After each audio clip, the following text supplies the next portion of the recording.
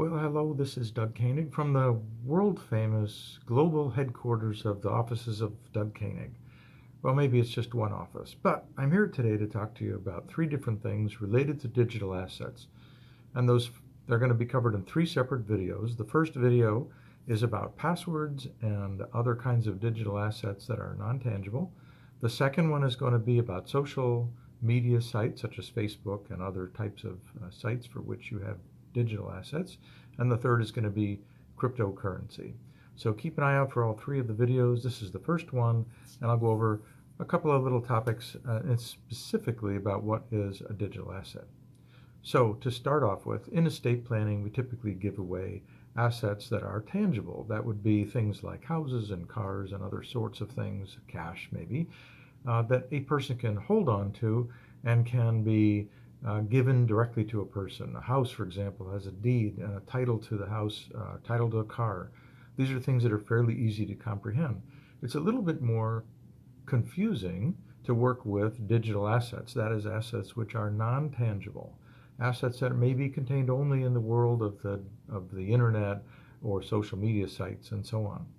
And typically, these assets are accessed by passwords, by an account that you have on the internet somewhere, for example, at your bank, Wells Fargo, PNC, what have you, and those sites will have a connection that you log into. And when you log into that, you're using your username and password.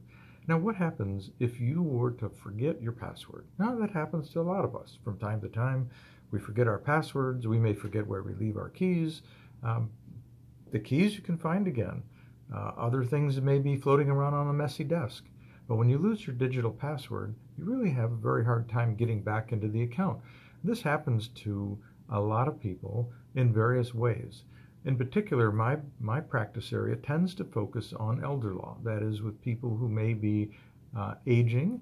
Sometimes they're declining in their cognitive abilities and may well forget where they put information. And so one of those pieces of information is a password. If you can't remember your password, no one else is going to remember it for you. You can recover those passwords when you have answers to security questions, and that can work pretty well, providing that you haven't made up some crazy answers to things. For example, if you remember your school, hopefully your spouse, who may need to recover that information on your behalf, or your executor, may also know what school you went to, but not everybody knows. And did you spell it out or did you use initials? For example, my high school is BHBL. I would never spell it out. I would always use the initials, but would an executor know that?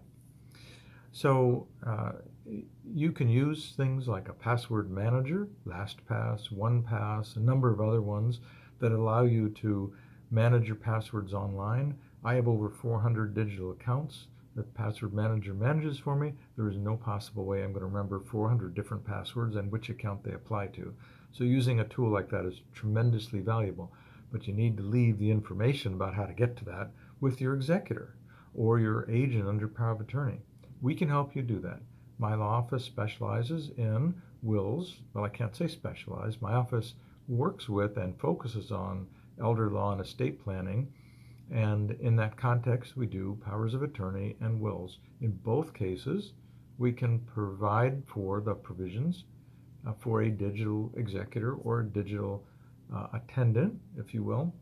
And that's a person who would be given the responsibility to manage assets for you.